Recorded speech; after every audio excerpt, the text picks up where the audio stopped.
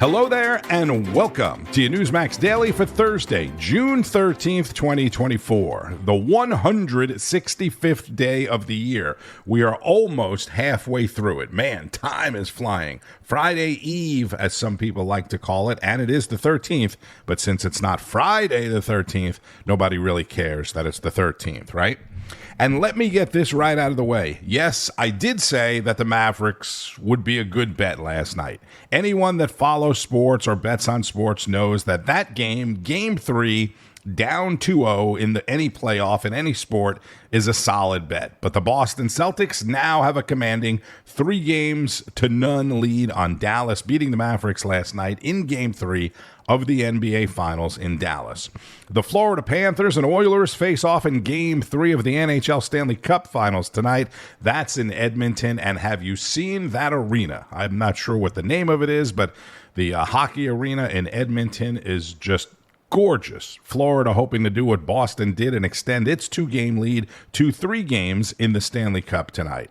I'm sure my NEWSMAX podcast colleague, Jerry Callahan, who is from Boston, lives in Boston, and of course is a big Boston fan, is very excited today over on his show, which you can find with all the other NEWSMAX podcasts at newsmax.com/listen.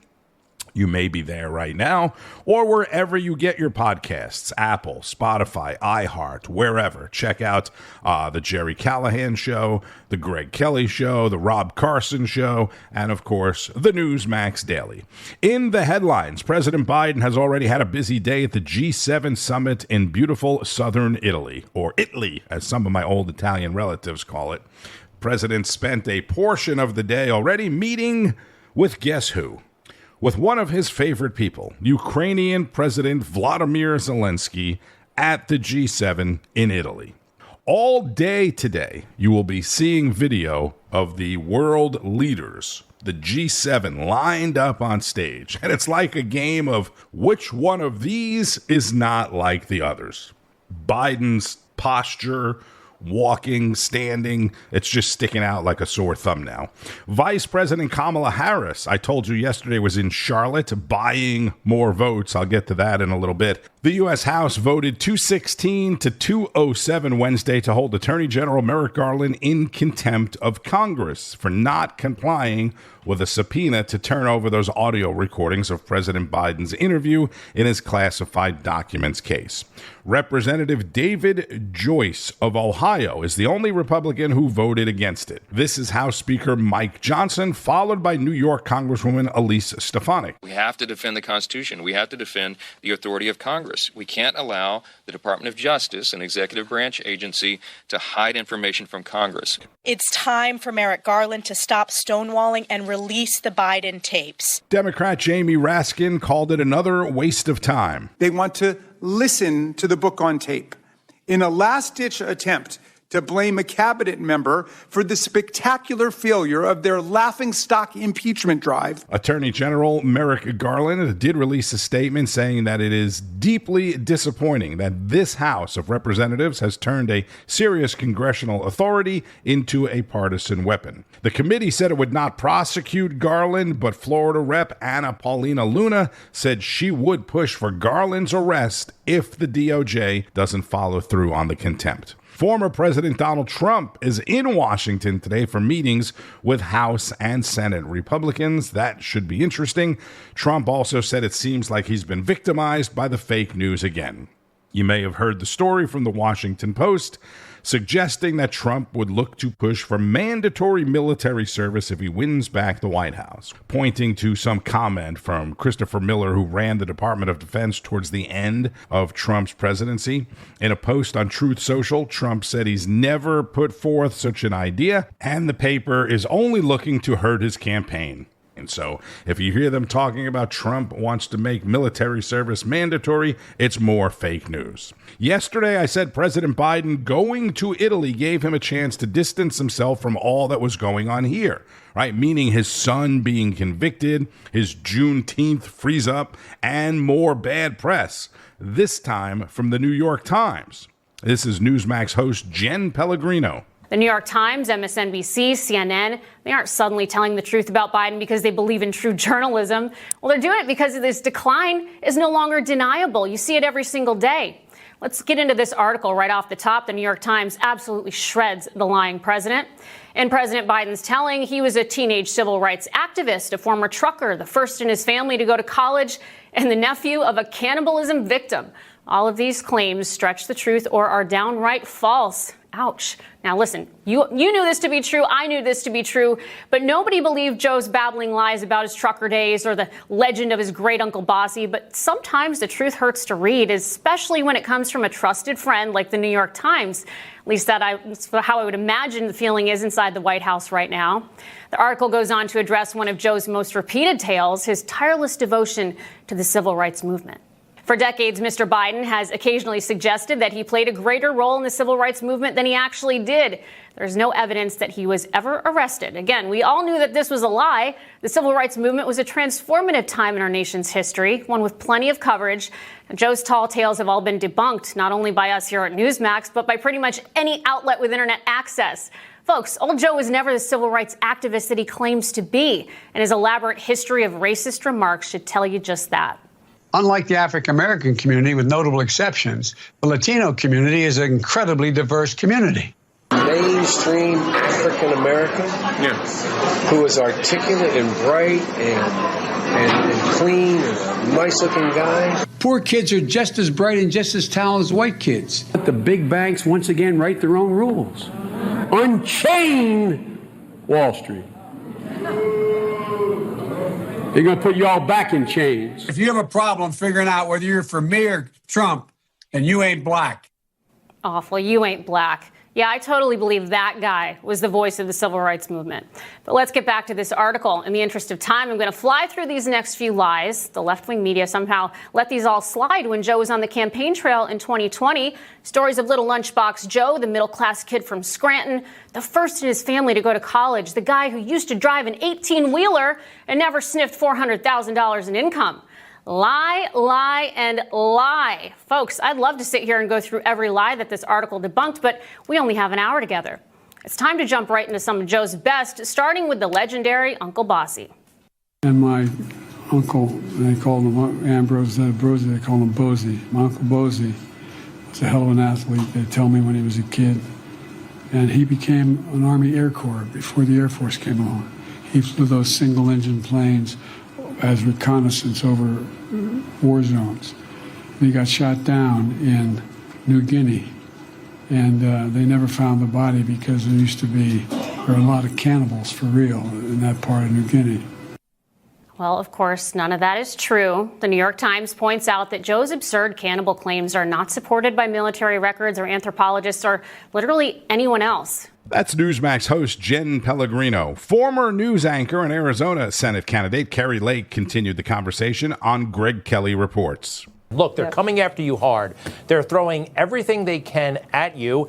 And a lot of it is nonsense. It's all nonsense. Yep. How are you holding up, and why? What is it about you that gets under their skin so much? I'm talking about the radical left and the establishment. I'm holding up okay. I mean, it's not easy. It's not necessarily fun to be attacked every day. But I realize when you're being attacked, look at like President Trump. He's been attacked for 8 years. They're so worried about outsiders, about real people stepping forward and jumping in the political arena. They have to fight back. And so when I realized that, and I realize that when they're fighting back and throwing such nonsense out there, it means they're afraid. They're afraid of President Trump getting into office, me getting into the Senate and helping to turn things around. We have a ton of problems facing us, and the media has to throw mud because they can't talk about the real issues or it will expose the Democrats that they support. If they're not talking about the crazy, stupid stuff, they're going to be having to talk about the wide open border. They're going to have to talk about the fact that just today, new numbers came out that it cost $26,000 more for a family to get by under Joe Biden since he stepped into office. And guess what? In Arizona, it's even higher. The cost of living in Arizona for each family since Joe Biden took office has increased $30,000. So they can't talk about the real issues because then the candidates the media support will never win. And so they like to talk about things to distract us, and we just have to stay focused on what's really important, helping to right the ship, get America back on track. And with our common sense America First policies, we can do that. And frankly, we can do it quite handily and I think quite quickly as well. KariLake.com if you want to help. KariLake.com. Greg Kelly with Arizona Republican Senate candidate Kari Lake. So the Vice President, Kamala Harris, went to Charlotte, North Carolina yesterday, the Queen City.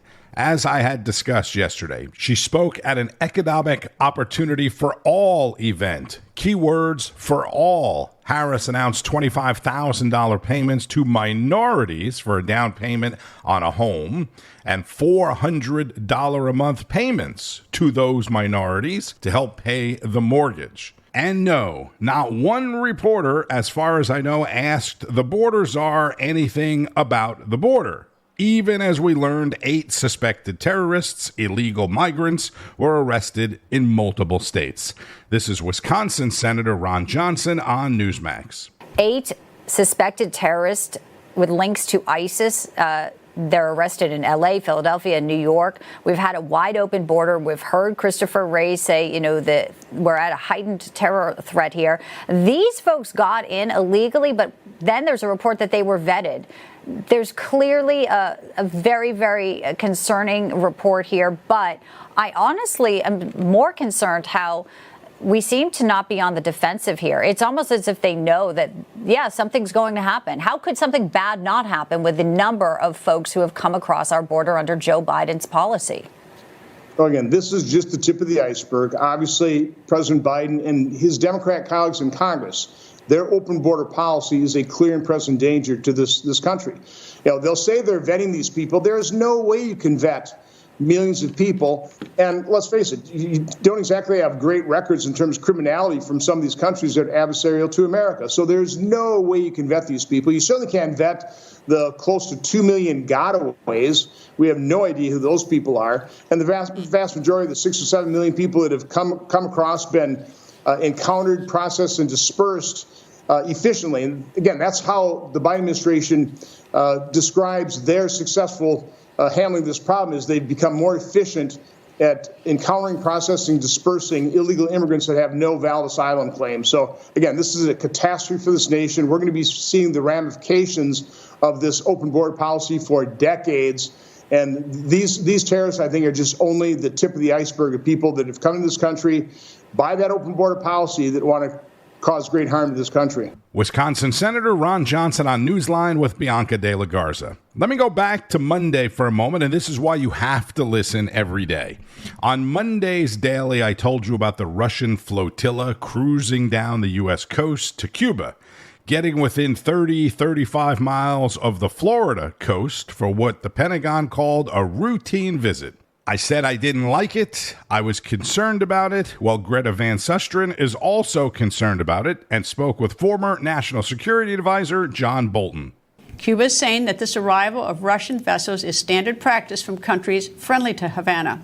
Cuba also said the Russian ships carried no nuclear weapons and the visit is for peaceful purposes. According to Reuters, the Biden administration likewise says it does not see the Russian vessels so close to our shores as threatening. But, of course, the United States is carefully monitoring the Russian exercises.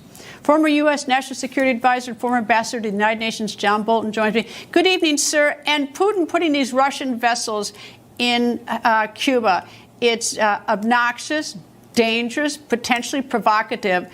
They're not armed with nuclear weapons. So what's he gained from this? Well, I think he's sending several messages. First, he knows the G7 leaders are about to meet in Italy, and one of their major topics of conversation is Western aid to Ukraine, which the Russians invaded 2 years ago, 2 years plus. And so I think, as they used to say in the Cold War, this is no coincidence, comrade, that these Russian ships have arrived at Havana.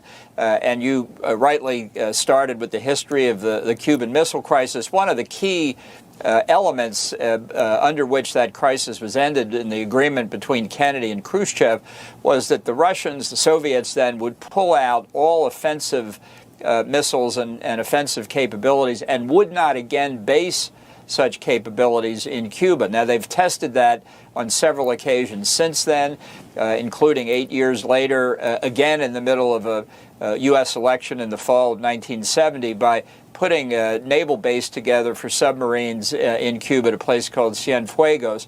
Now, whether they're going to do that here, whether these maneuvers in the Caribbean will be more, whether they'll go to Venezuela, obviously all of that we don't know. But I think this is very deliberately the Kremlin saying, we still play in your backyard.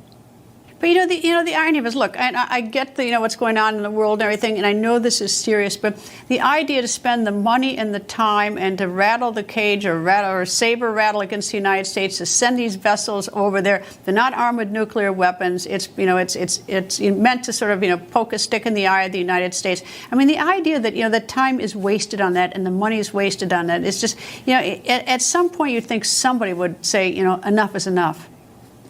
Well, I think what the Russians are trying to do here is show weakness on the part of the United States, and that helps Putin domestically to show he's sticking up for Russia. It reminds the Europeans that the two big players here, the two nuclear powers with the most at stake in Ukraine, are Russia and the United States. And it reminds us of the risk, the continuing risk of the post-Castro regime in Cuba. And let's not forget Nicaragua and Venezuela. It'd be very interesting if these Russian ships do a little tour of the Caribbean. So, yes, it's political signaling. I mean, I don't know whether they have nuclear weapons or not. They may, and well, they're they just say not saying they do. Yeah. Well, they say not in the United States. And I mean, for what the United States says they do not either. I mean, I don't know who's telling the truth anymore. Greta Van Susteren with former National Security Advisor, Assistant Attorney General, and Ambassador John Bolton. So comforting, isn't it? As I said on Monday, Cuba is about 90 miles from Key West, Florida, about 530 miles to be exact, from Tampa, home of CENTCOM, Central Command, the U.S. Central Command. And as I expected, Florida Governor Ron DeSantis announced that he will be appealing the ruling by a federal judge to unblock gender-affirming care for transgender minors and certain treatment methods for adult transgenders as well. He was asked in a news conference yesterday why taxpayer money should go towards this appeal. Why should taxpayer dollars go to this case for the appeal? Because it's wrong to mutilate minors. It is wrong. It is wrong to perform a sex change on a 16-year-old. You're not allowed to get a tattoo, but somehow you can have your privates cut off. Give me a break. This is wrong. And I would also say this has already been decided by the 11th Circuit Court of Appeals. They upheld Alabama's law, which was almost identical to Florida's law. This will be reversed. There's no question it'll be reversed. Think about it. When the Founding Fathers were creating the Constitution and when the first Congress passed the Bill of Rights, or even when they passed the Reconstruction Amendments in the 1860s, do you think a single person involved in that thought that there was a constitutional right to do this genital mutilation? It's ridiculous. Of course a state can protect children against this, and we had very powerful testimony how this is irreversible. But this idea of using tax dollars, because like the media will point out, oh, the state is spending money to do. So if you say that we shouldn't do that, you're saying that any liberal judge should be able to veto the policy of the state of Florida because they go to the same judges every time, we lose almost every time, and then we win on appeal almost every time. That's what happens.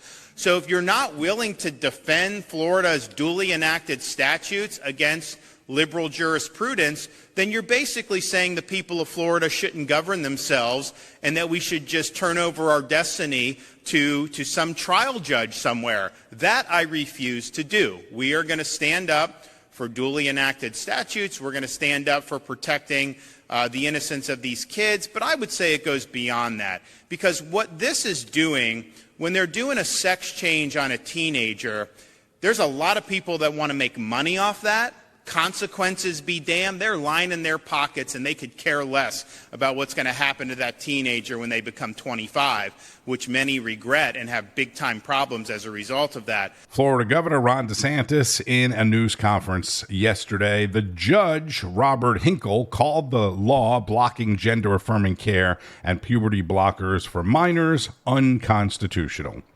Wall Street opened with mixed numbers today. The Dow down, the NASDAQ up after the Federal Reserve did hold interest rates steady again yesterday and again indicated that there will be at least one or several interest rate cuts by the end of the year, which is now only 6 months. Be sure to keep up with all of the news all day and night long on Newsmax. It begins each and every day with Wake Up America Weekend Edition on the weekends as well. And make sure you're watching the new Newsmax Plus. If you're not, go to newsmaxplus.com, get signed up. You can get a free trial. It includes all of your favorite shows and hosts. Greg Kelly reports, Rob Schmidt tonight, The Record with Greta Van Susteren, Carl Higbee, Newsline with Bianca De La Garza, and much more. And fantastic analysis from people like Kari Lake, Governor Mike Huckabee, former acting Attorney General Matthew Whitaker, Professor Dershowitz, and more. That's newsmaxplus.com. This is the Newsmax Daily Podcast. Thank you so much for listening. I'm Tony Marino. Again, check out some of the other great Newsmax podcasts. Enjoy the rest of your day. We're so close to Friday. You could smell it, right? And keep on fighting the good fight. News breaks every minute, every day. You need the app, the Newsmax app. Find it free on your smartphone store. Then watch us anytime, anywhere. It's our America. We conquered it. We built it. Great values like honesty and fairness. Great courage. A great nation needs a free press.